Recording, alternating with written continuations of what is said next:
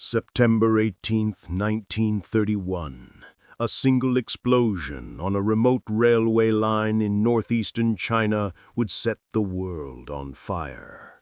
It was a night that changed the destiny of Asia and revealed the first cracks in the fragile peace built after the First World War. In the early 1930s, Japan was a nation in turmoil. The Great Depression had shattered its economy. Factories closed, unemployment rose, and faith in civilian government began to fade. Within the army, a powerful belief was growing that Japan's future lay not in diplomacy, but in conquest. To the military, one region seemed like the perfect solution: Manchuria. Vast, cold, and rich in coal, iron, and fertile land, it was seen as the key to Japan's survival and its dream of empire in Asia. Japanese officers stationed along the South Manchurian Railway began to plot a bold and dangerous plan. On the night of September 18, 1931, they made their move. A small group of Japanese soldiers detonated explosives on a section of railway near the city of Mukden, now Chiang. The damage was minor. The line was still usable, but the incident gave the army exactly what it wanted: an excuse for invasion. Within hours, Japanese troops launched a full-scale assault on Chinese positions. Gunfire lit up the night as armored trains rolled forward. By morning, the city of Mukden was in Japanese hands.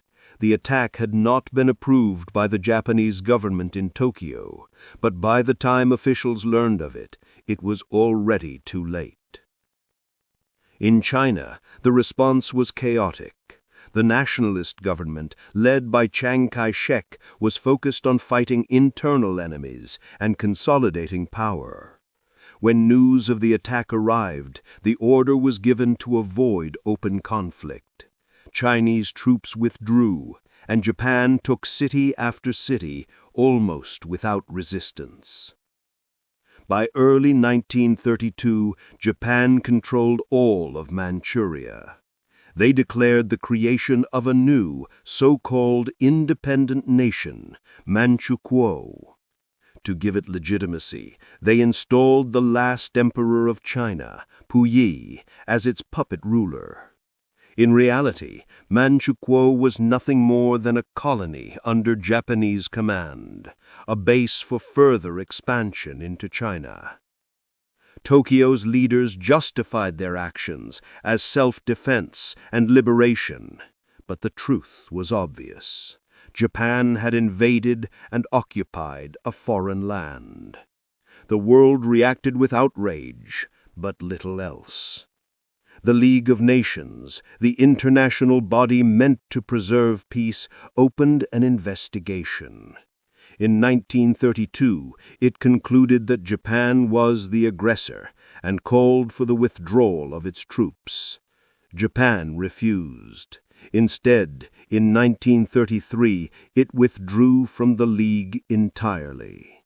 The message was clear: the rules of the post-war world could be broken, and no one would stop it.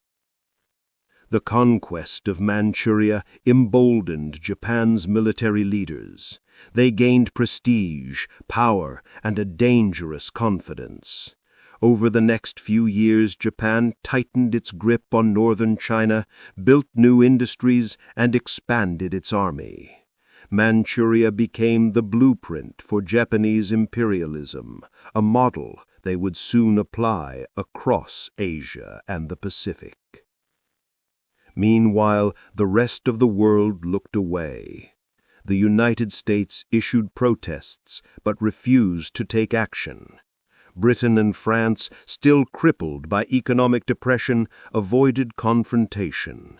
The global community's silence taught a dangerous lesson: aggression could go unpunished. That lesson did not go unnoticed. Adolf Hitler, observing from Germany, saw Japan's success and drew his own conclusions. If the world would not stop Japan in Asia, perhaps it would not stop him in Europe. The road to global war had begun, not in Poland, not in the Rhineland, but years earlier, on the cold plains of Manchuria. By 1937, Japan's ambitions could no longer be contained. It invaded China on a massive scale, capturing cities like Shanghai and Nanjing, where some of the worst atrocities of the century would soon unfold. The same generals who had tested the world's will in Manchuria now drove Asia into total war. The Mukden Incident of 1931 was more than a small act of sabotage. It was the moment when international order began to collapse. It showed that treaties, peace conferences, and idealistic promises meant nothing without the strength to enforce them. September 18, 1931, the day Japan invaded Manchuria, was the day the fuse of the Second World War was lit, not in Europe, but in Asia. A warning the world ignored, and a lesson that history would make humanity learn again, in fire and blood.